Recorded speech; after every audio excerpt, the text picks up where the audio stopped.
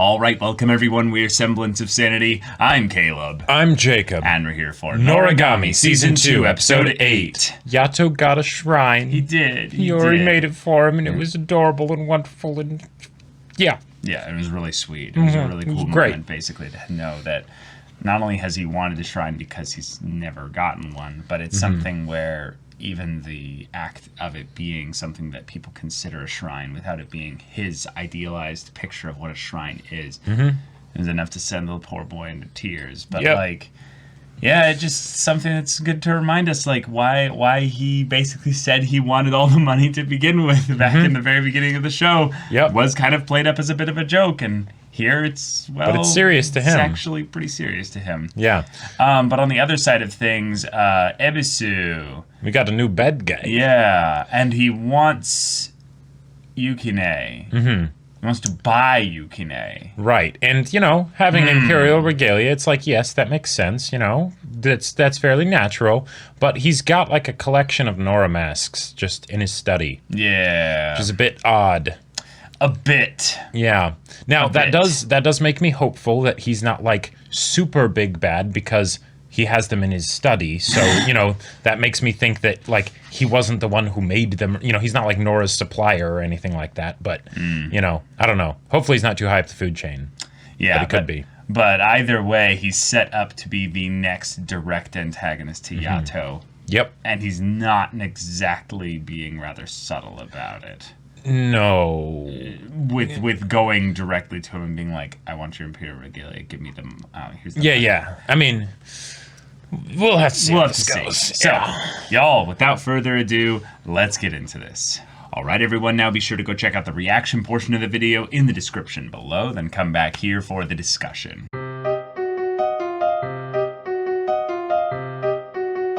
All right. Okay. Yeah. So, new arc basically being set up in a way that will bring Nora's father into the fold as one who is tasking Yato with going to the underworld. And then we have another proper noun magic items of sorts with the locution brushes. Cool. That is probably the most like magic hoobity-ha sounding name I've ever heard in this show. So I have no way to discuss anything with regards to them based on the name alone. Right. I feel like it's something where they're setting up. There's all the character conflict and everything that's happening with Yato and Hiyori and all of that stuff. But then they're setting up. No. It's not just dicking around with Yato, right?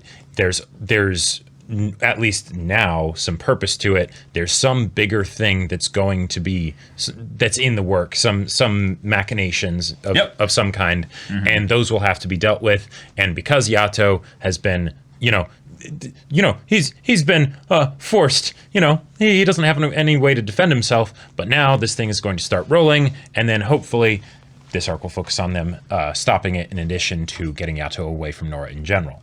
Yeah, and Yato being in a position where he doesn't have access to Yukine, despite Yukine being an imperial regalia, despite him also being, like, one who, like, Yato is able to just teleport again to the side of those that he, like, wants to and stuff.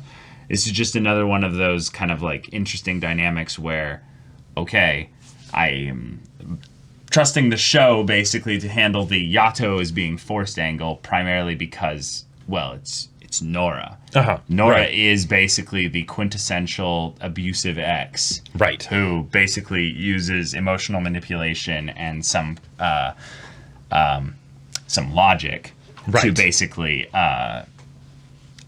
keep Yato under her thumb. Yep, and it makes sense that, like, because if anyone were to know how to manipulate Yato, it would be Nora, right? Yeah. So even if the details of how it happens, it's like, oh, okay, there's a bunch of things that are that are being brought up here as far as details of the mechanics of the world and how it works.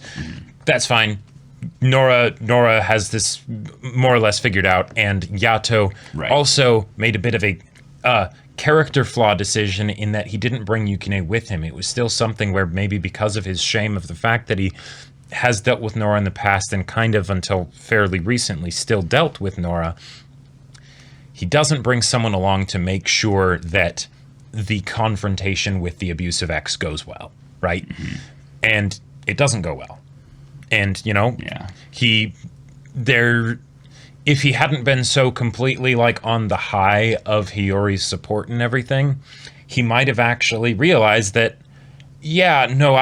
I'm doing good right now, but I'm maybe not ready to go and do that kind of a confrontation with Nora all on my own.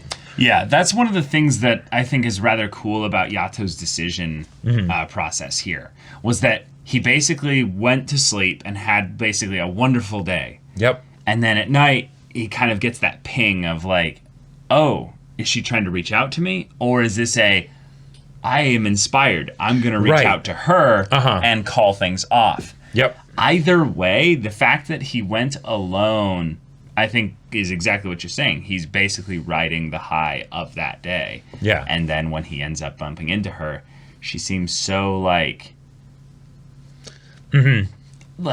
surprised. Like, oh, you really think like... Yeah.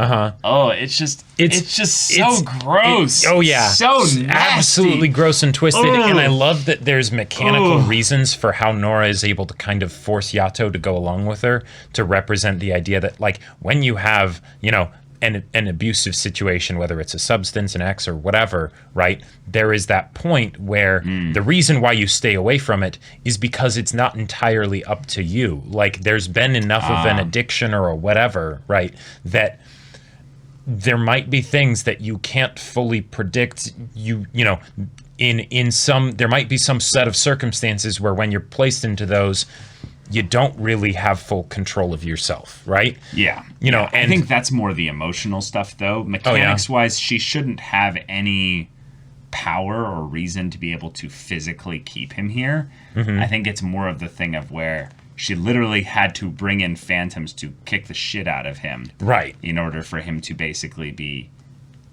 willing to basically stay with her. Because I think that's the part, is that he chose it. Based on her manipulations. But it was not a restrain, you know, kind of. Gotcha. It was not like she implicated him in some way. Yes, exactly. It wasn't a direct control. You actually have no choice. It's that you practically have no choice. Yeah, and that's why I feel like it has to be that, because of the fact that the show has brought up multiple times that he can basically just jump to people that he knows or cares about. I think with the jumping thing, it might be something, though, where they have to be thinking about him or talking about him or something like that. That's true. In order, like, you know, you called kind of a thing. Right, but there's literally, you know, her looking for Yato everywhere. Like, you know, like kind of doing that whole thing there. It's the part where it's muddy in the show. So I understand that it is kind of I pray to the god and then they're coming to me and we just have to accept that this is more complicated than what we're exactly thinking. Assume that there's some things that are going on beneath the surface that aren't fully shown, like, you know, with Yato not being aware of the passage of time, you know, or the fact that if Nora's doing this, she sets something up so that way, you know, his mind is clouded to the, you know, to the prayers and such of, you know, other people that would be wanting his attention, or, you know, who knows. Yeah, I liked the idea, though, you're bringing up the whole time skip thing.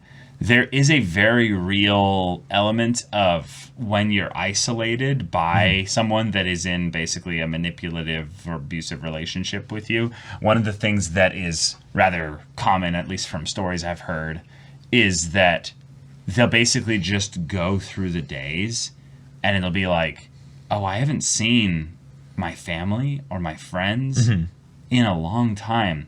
And they feel like it's normal for brief periods. Not for brief periods. It seems like a brief period. It seems like a brief period, and it seems normal. But then, for brief periods, they snap out of it and realize, like, wait a minute. Oh, God. I want to go see so-and-so. And then they go to the person to ask them permission. Like, may I leave the house? No. And it's like, oh, you gotta skip. Like, you gotta dip. You gotta rip. You gotta, like... do whatever you gotta do. Nope. Just, borderline. Cut that off and get out of there. Get out. My God. And the tough thing is that, you know, it would probably be a lot easier for Yato if he had either Yukine or Hiyori nearby. Oh, it would be a cinch with Yukine. Oh, yeah, with Yukine. I think he could actually beat Nora even if she brought out all the phantoms. Oh, yeah, Nora would just be like, alone. And then, like, run away. Yeah, she'd probably be like, I don't want to risk that. I'm good. She'd probably act the way that she has up till now, which is, I don't directly do anything. I just sort of whisper something every once in a while and then quickly leave, Right. Yeah. Look. Okay, but now we are getting a little bit more of that broader foundational storytelling where we are going to Ebisu and we see him naming a phantom. Right. With a Nora mask thing. What the heck is going on? I am very curious because other than the figure that came to visit him in the hospital, which is definitely Nora's dad. Which I'm almost convinced, 100% sure it's Nora's dad. Other than that, in the fact that he has the Nora masks, it wouldn't seem like he has any direct connection to them from the things that he's doing. Like, it very much seems like this is an experiment I'm trying. I'm not too familiar with this, and granted, how he gets the Nora masks is probably from Nora's dad and such, but it's not like there's some constant interaction, like this is how you want to do it and things like that. These are the reasons that it's not going well. No, he's just sort of doing his own thing, it seems, and then all of a sudden someone comes calling. Yeah, I do feel like, though, that if Ebisu is the one that is entirely the mask dealer, that feels a little bit strange that he would be. Oh, no. Not that he's the mask dealer, that Nora's dad is the mask dealer and that he just has them and it's something he uses them. He uses them, but it doesn't, like, it seems like he's like someone that they're contracting or something of the like to try and help with their plan rather than directly being involved with the plan, if that makes sense. Okay. Gotcha. But, yeah. We also got a lot of awesome stuff with Yato and Hiyori before all the scary stuff with Nora of just, hey, I'm so grateful that you made me a shrine. I even went through and did all the paperwork and everything. That was hilarious. To turn this from just a, little shrine model to actually being a recognized shrine with a little plot of land for it and everything. And like he turned this, homemade little arts and crafts thing into an actual magic item. Like, all right, it is now, I can now, go to where the gods are and everything and be in on all the cool secret meetings and stuff. All because you gave this to me. Yeah. Oh, like just looking at these moments and stuff where you realize like that's such a big deal to him. And they did give us a lot of exposition regarding like why that's important. There's a lot of little things that come with now I'm an official god now. Yeah. We also got a little kind of callback moment to one of the earliest episodes of season 1. Yep. With the kid that was getting bullied. Was gonna fight back when getting bullied. Yep. And get the box cutter and everything, And he apparently completely forgot about Yato's role in that. Yep. And now thinks Hiyori apparently was just some here's a box cutter. But make sure you give one to them too. And that's which is just another kind of hinting thing along the idea of Yato doesn't actually have a lot of followers. He doesn't have a lot of people that have memory of him. And that's kind of the nature of being a god, though. Like, it seems like it would be something that would be kind of interesting to see how the other gods actually stay in memory. Right. Is it more that they have stories out there that people as their followers kind of propagate? Yeah, I think or is that they actually have physical memories that lots of people have of them? Because I would think it wouldn't be that. Yeah, I don't think it would be literal memories of the god, but I think it's something where because the god is well known and has a name, that when the god does things, it's easy for the people to remember the things that are at least being done because they know who's doing it. Whereas if some mysterious person comes in and does a thing and that person happens to be a god, it won't stick in their mind because they don't remember who did it, right? Yeah, it's just, I guess something happened, but I don't know who did it. I guess someone must have done it. This god, okay. Yeah, exactly. If there's a thing so that, or like a shrine, for instance, where they can say, yes, it's this god, like Yato going on his killing sprees with Nora, that may very well get it to the point where then people have there's enough of a permanence to the notion and the idea of Yato, even if they don't know it's Yato, of just this force that's going around killing people mysteriously, that then if things like that happen, then they're like, ah, yes, it must be this same entity, and then ergo Yato is getting remembered, even if he's not getting the recognition of it being him.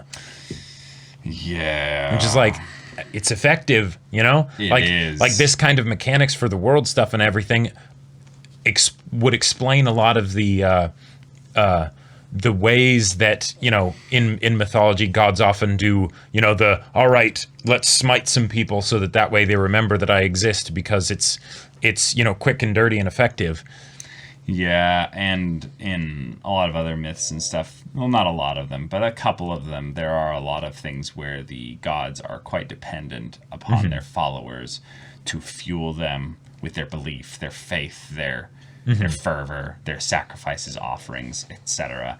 And in this case here, Yato seems to almost in a doubly confirming way, something that I think was just kind of pretty much confirmed just by the way that he would do work and stuff, is that if he's a god of calamity, but he's going around and doing all these acts of goodwill for nothing, basically. Yeah. But he wants a shrine. It's basically been this thing of where, at the very least, hopefully people will remember the good things that he did. Right. But the unfortunate truth, it seems, of this is that because they paid nothing for it, because it's such a small thing. Yeah, helping clean the walls in a bathroom or something, it could mean a lot in the moment, but they'll 3 forget weeks about it. Go by and people are going to forget about maybe not the fact that their bathrooms are clean, but just the idea of who was it that did it? It was just this nice kid. Some guy. I don't remember. He did it. Doesn't really matter. Cheap. Yeah, it doesn't really matter. No appreciation for the person who did it, even if you remember the idea of them, but you appreciate the work. Right. So but anyone could have done that. So, Exactly. So I feel like Yato's unfortunately either aware of that and doesn't really care, or he's not aware of that and it's something where he really, really hopes that eventually it will be a thing that will work if he does it enough times. I feel like either way, that's just really sad. Oh yeah, I feel like it's something where he's kind of eking out an existence by getting people to remember him for a week or two, right? And then he keeps doing that, so that way there's enough people remembering him that he doesn't have to go back to Nora and do the quick and dirty and effective way, right? So he sort of ekes out this existence, but it's never enough to get a shrine, so he's stuck in this limbo. Yeah, I think you've hit the nail on the head there, because that would be the perfect motivation as to why he would keep going back to Nora, and why Yukine every once in a while when the 5 yen jobs aren't enough. Yeah, and Yukine kind of just accepts it in this kind of awkward, like, I didn't agree to an open relationship, but he's just going to do it anyway, so... Yeah, weirdly enough, I almost wonder if the fact that Yato only took the 5 yen from the mother that had him go kill the murderer, if that was because he doesn't want to have these deeds result in him getting a shrine, because he doesn't want there to be a sense of permanence for it. Sure. Because it could be, one, he already gave me a shrine, even if he's kind of in this haze, whatever, not really thinking about it. But I don't want to be recognized as a god of calamity, so I'm going to make sure that this is something that is a one and done. They're probably going to forget about this, Right, because if it's easy for them to get to this point, then it's going to be easy for them to leave this point. So they won't feel the pain of having, 1,000,000 yen being spent on something like that. Even though they'll definitely remember the fact that the person who killed their child is now dead, but it's still one of those things where it's I'm doing this because I feel like I need to, because he kind of does need to in the situation because of what Nora's doing, but I'm not going to let myself benefit from it. Right. And we have Yukine and Kazuma training with how to use invocations, which were the things that Kugaha back in the previous arc used to restrain Kazuma. Yep. And we see that there is a bit of a, okay, if you use these invocations, you have to use them on someone of equal or lesser standing. You can't use it on someone greater. Right. So a regalia cannot restrain a god, is Which what makes I'm a lot of basically sense, getting yeah. from this. And the fact that Yukine is an imperial regalia might have some help in that regard. But that's the thing that I was going to say. What's the difference then between an imperial regalia and a god? Is Yukine basically at that point where he is superior to all regalia? I think it's that he could do this.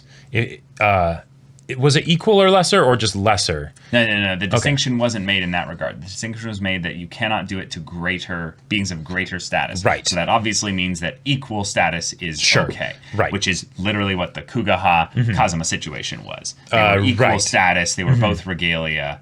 Yep. And thus they could do it to each other. There. Right. And that's how Kazuma and them can interact with each other. But the idea that Kazuma, I believe, who is also an imperial regalia, he is, yes, can actually do this to Yukine. Does that mean in some ways that that's they're the only ones that actually could practice on this of the characters that we know? I would think so, and yet Kugaha did Yes, do exactly. it to Kazuma, so I'm not entirely sure. Exactly. I feel like they're basically stating the general rules here that we'll then see what the details of those actually mean later. You know?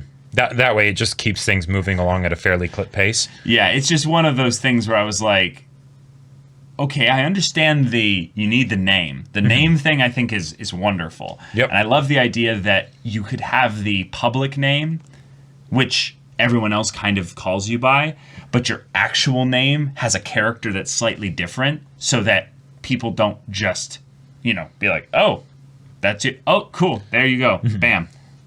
Right. And then Invocation. and I love the idea that they're kind of playing with fire in that if they do this in a way that is bad, right, their god could get blighted. So it's Yes. use responsibly, Right. Yeah, not just a willy-nilly kind of a thing, which helps explain why we don't see more of the invocations being used. But then it also makes it so that all those times that we saw Kazuma using invocations earlier makes it very interesting because it goes to show how confident he was that he was doing the right thing, basically, not just his competence in that he could. Right. So, right. yeah. And that's just a cool thing that they're doing to continue to set up the upcoming story. And then we have Nora's father. Yeah. And apparently, potentially having been seen in this episode like 3 times. So let's go to all the things that are potential sightings.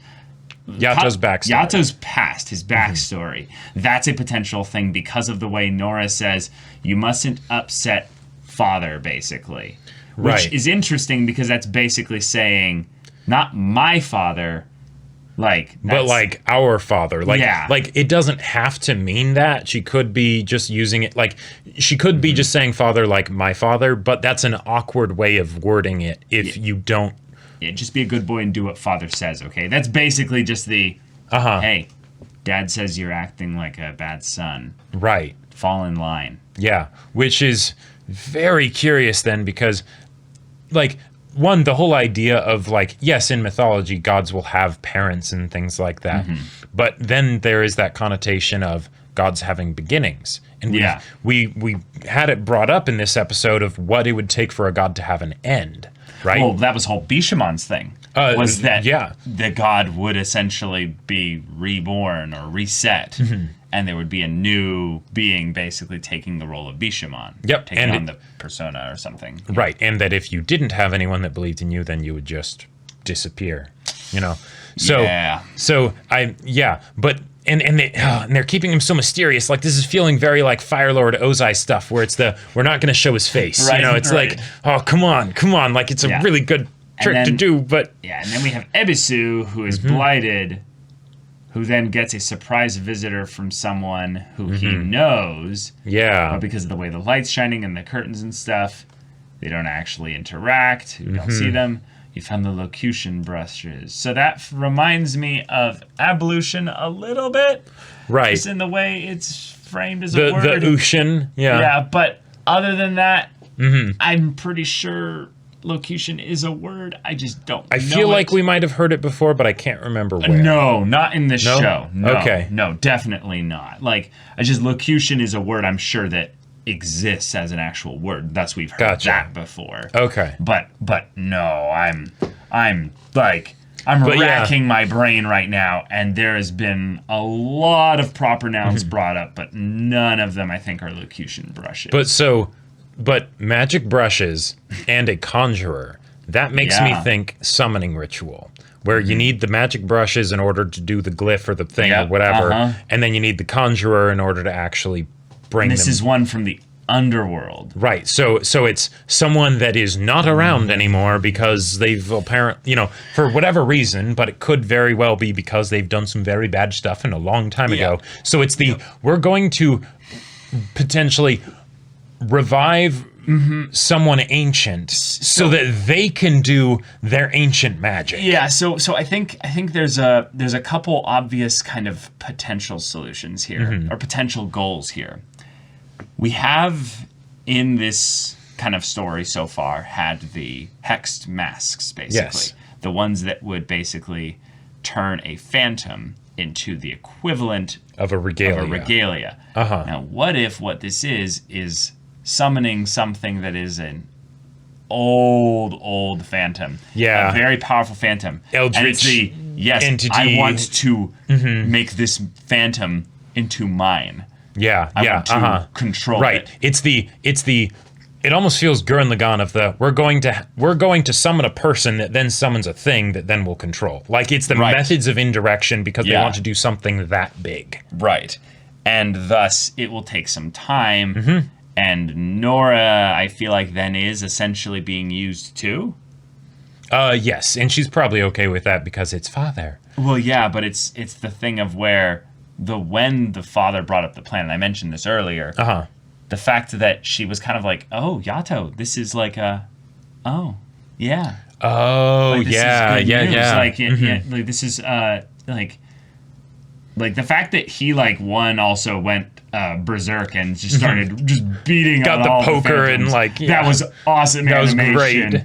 But then she's like, oh, we have a job, Yato. Are you sure, father? Yeah. He says you're free to go. It's like, once we do this, we just need to go to the underworld and rescue a conjurer.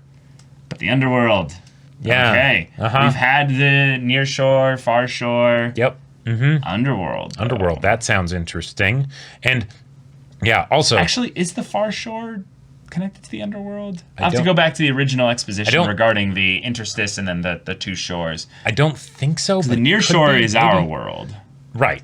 Yeah. And then the far shore is the world of the spirits and the gods and the phantoms and all that. So the underworld is something new. I think it's something new. Okay. And one of the other things that I also want to point out, here for just a sec, because you said the whole thing of Nora's father using her, and we also got Nora's original name this episode, Hiro. Hiro. Ooh. Okay. But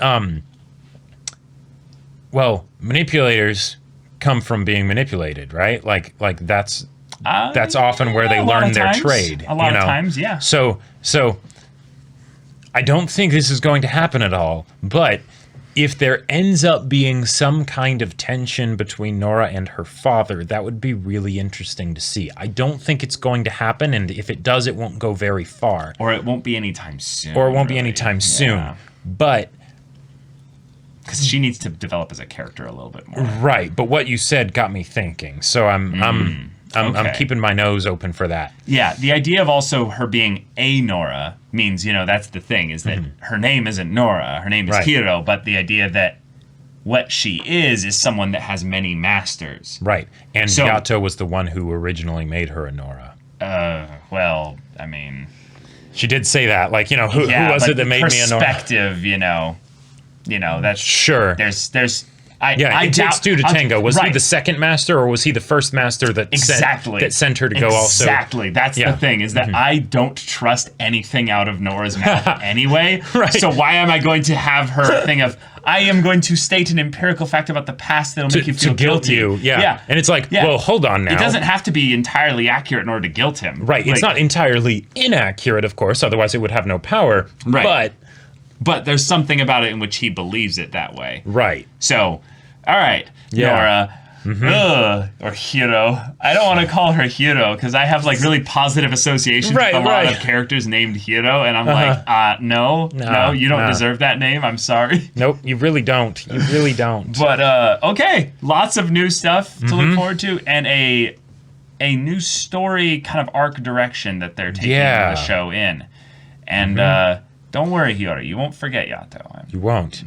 Although there is that whole love interest thing that may or may not be being introduced for you, which will be interesting to see how that goes. With the Hiyori harem. Yes. We got Yukine in there, we got Yato in there, we got this other boy from the first season, and then we've got this new, probably mysterious transfer student. Pretty boy, kind of looking ass. The one that potentially her best friend also has a crush on. Doesn't have to be that person. Doesn't have to be, but anime conventions. Like, it totally could be. Him. Yeah. Why would they even have that in there? Like, I mean. And there might have even been something about what his physical appearance or getup was that actually hinted at the things that the friend was saying. Because let me see here. When he catches her, he's wearing the same uniform, which means they go to the same school. That is a great point. Yeah, they probably do go to the same school. Yeah, he doesn't say or have anything that would make him be... Oh, no, he's older. He's very clearly older. Remember how they made the other kid look a bit younger than her? But that's right. They the friend did say, "Oh, he's 17 or he's a third year or something like that." He's a senpai, basically. Yeah, he's a bit older. And this guy definitely basically is drawn to look a bit older, whereas the kid before that had a crush on her was drawn to look younger. Because this is Hiyori's first year in high school. Yes, exactly. Yeah. And this definitely also, is a second year. I am just going to point something out. He does have red eyes, which. It's probably nothing to be suspicious about, but eyes the color of blood. Even the god of calamity and death and everything has blue eyes. So okay. I don't know. Anytime in spiritual high school kind of things, anime, where there's a mysterious transfer student boy and he has a off-color eye thing, I'll just say that's basically almost a shoo-in that he's some kind of he's got some kind of supernatural abilities. Yeah, and I will say I hope that he doesn't. I hope that he doesn't because quite frankly, the more interesting conflict for me is not the supernatural conflict. It's the character stuff. It's the character stuff, and specifically with Hiyori, how she balances the supernatural and the natural. Yeah. Because the supernatural stuff, that's super engaging and everything as is, right? Mm-hmm. But what's his name? The old god mentioned. Mm-hmm. Hey, have you been spending more time with us and Yato and everybody than with your family, with your friends? Like, yes, granted, she has, and he is very much of the opinion that she should just stay away from Yato in general, but that's a legitimate concern to bring up. And if Hiyori then has to figure out what kind of balance she's going to strike, but actually have it be a balance between the two worlds. Doesn't see Yato for well over a month. That's like she says she won't forget him, but she has to move on with her life eventually, right? So I'm curious to see how this could get explored. Yeah. So, y'all, thank you so much for watching this episode's reaction and discussion. If you want to see the next episode's reaction and discussion right now, though, go check out the link in the description below for our Patreon. You can get on early access there. You can watch full-length timer reactions there, and all this comes with Discord access, so you can chat with us and the community there about this show, about anime in general, and also be sure to check out our Twitch channel. Yes, all the info for that's in the description below. Yeah, so if any of that interests you, we'll see you there. But until then, we're Semblance of Sanity. I'm Caleb. I'm Jacob. And we'll see you all next time.